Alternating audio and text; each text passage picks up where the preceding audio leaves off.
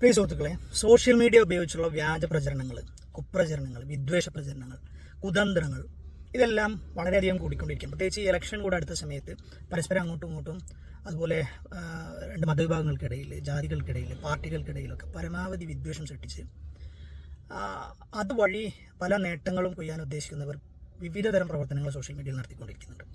അതിൽ പലരും ഒന്നുകിൽ നിയമത്തിൻ്റെ കണ്ണിൽ ഇവിടുത്തെ അധികാരം കൊണ്ടോ മറ്റെന്തെങ്കിലുമൊക്കെ കാര്യങ്ങൾ കൊണ്ട് സുരക്ഷിതരാണ്. അവരെന്ത് ചെയ്താലും അവർക്ക് എതിരെ നടപടിയെടുക്കാൻ ഇവിടുത്തെ ഭരണകൂടവും ഭരണാധികാരികളും തയ്യാറാവില്ല. മറ്റു ചിലർ ഒളിച്ചിരുന്നിട്ടാണ് ചെയ്യുന്നത്. അതായത് അവർ പുറം രാജ്യങ്ങളിൽ എവിടെയെങ്കിലും, പ്രത്യേകിച്ച് ഏതെങ്കിലും യൂറോപ്യൻ രാജ്യങ്ങളിൽ, ഗൾഫ് കൺട്രീസിൽ എവിടെയെങ്കിലുമൊക്കെ ഇരുന്നിട്ട് അവരുടെ ഐഡന്റിറ്റി ഒന്നും വെളിപ്പെടുത്താതെയാണ് പലരും എന്ത് ചെയ്തുകൊണ്ടിരിക്കുന്നത്. അപ്പോൾ ഇതിൽ ശ്രോതാക്കൾ അല്ലെങ്കിൽ ഇത് കണ്ടും കേട്ടുകൊണ്ടിരിക്കുന്ന ആളുകൾ എന്നുള്ള നിലയിൽ നമ്മൾക്ക് പലർക്കും അറിയാത്ത ചില കാര്യങ്ങളുണ്ട്. ഒന്ന്, 99% ആളുകളും ഇവരെന്താണോ പ്ലാൻ ചെയ്യുന്നത് അതിൻ്റെ വലയിൽ പോയി വീണ് കൊടുക്കുന്നവരാണ് ഈ വിദ്വേഷ പ്രചാരകർ. അവരുടെ പ്ലാൻ ഉണ്ട്. അവരുടെ പ്ലാൻ എന്താണെന്ന് വെച്ചാൽ അതിനെ എതിർക്കുന്നവർ പരമാവധി തങ്ങളുടെ പോസ്റ്റുകളിൽ എൻഗേജ് ചെയ്യുക എന്നുള്ളതാണ്. എൻഗേജ് ചെയ്യുക എന്നതുകൊണ്ട് ഉദ്ദേശിക്കുന്നത് അതിൽ കമൻ്റ് ഇടുക, അത് വായിക്കുക, ഒന്നുകിൽ അതിന് ലൈക്കോ ഡിസ്ലൈക്കോ ചെയ്യുക.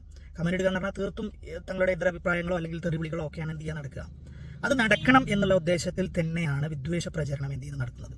തിരിച്ച് കേൾക്കാൻ ആഗ്രഹിക്കാത്തവരല്ല, തിരിച്ച് കേൾക്കുകയും, അതായത് എൻ്റെ കമൻറ്റ് ബോക്സിൽ ഒരു 100 കമൻറ്റുകൾ വരികയാണെങ്കിൽ അതിലൊരു 70-80 എതിരഭിപ്രായങ്ങളായിരിക്കണം എന്ന, അല്ലെങ്കിൽ അതായിരിക്കും എന്ന പൂർണ്ണ ബോധ്യത്തോടു കൂടി തന്നെയാണ് ഇവരൊക്കെ എന്ത് ചെയ്യുന്നത്, ഇത് ചെയ്യുന്നത്.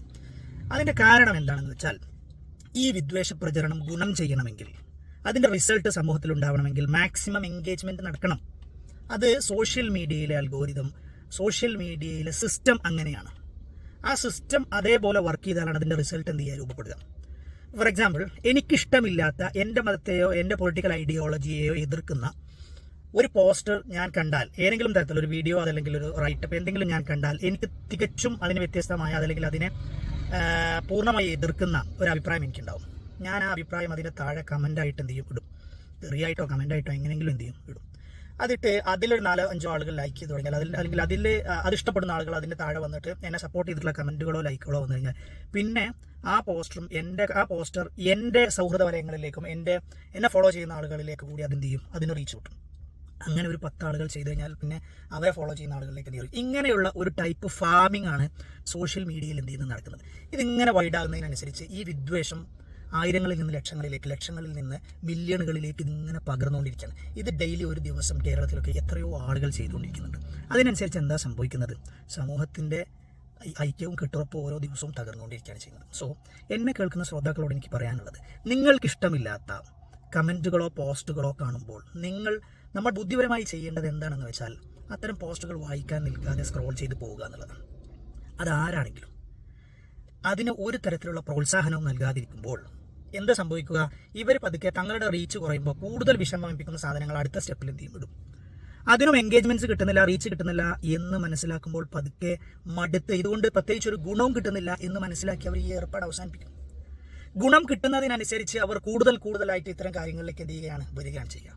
നമ്മൾ സമൂഹത്തോടും നമ്മളുടെ രാജ്യത്തോടും നമ്മളുടെ നാട്ടിലെയും ഐക്യം, സാമൂഹികമായിട്ടുള്ള ഐക്യം, എല്ലാവരും പരസ്പരം ഒരുമിച്ച് ജീവിക്കാനും സന്തോഷത്തോടെയും സമാധാനത്തോടെയും ഐശ്വര്യത്തോടെയും ജീവിക്കണം എന്ന് ആഗ്രഹിക്കുന്ന മനുഷ്യർ ചെയ്യേണ്ടത് നന്മകൾ പ്രോത്സാഹിപ്പിക്കുന്ന പോസ്റ്റേഴ്സ് പിന്നെ കോണ്ടന്റുകളെ പരമാവധി എന്ത് ചെയ്യുക, പ്രോത്സാഹിപ്പിക്കുക. സോഷ്യൽ ഫാബ്രിക്കിനെ ശക്തിപ്പെടുത്തുന്ന വീഡിയോസ് ഉണ്ടെങ്കിൽ, റൈറ്റപ്പുകൾ ഉണ്ടെങ്കിൽ, എന്ത് തരം കോണ്ടന്റുകളായിട്ട് അതിനെ നിങ്ങൾ സോഷ്യൽ മീഡിയയിൽ എൻഗേജ് ചെയ്യുന്ന ആളുകളാണെങ്കിൽ അത്തരം പോസ്റ്റേഴ്സിനെ മാത്രം, അത്തരം കോണ്ടന്റുകളെ മാത്രം പ്രോത്സാഹിപ്പിക്കുകയും അതല്ലാത്തവയെ മുഴുവൻ നമ്മൾ കണ്ടില്ല എന്ന രീതിയിൽ അവോയ്ഡ് ചെയ്യുകയും ആ ഒരു പരിപാടിയാണ് സമൂഹത്തോട് കടപ്പാടുള്ള, സമൂഹം എന്തെങ്കിലും നല്ല രീതിയിൽ നിലനിൽക്കണമെന്ന് ആഗ്രഹിക്കുന്ന ആളുകൾ ചെയ്യേണ്ടത്.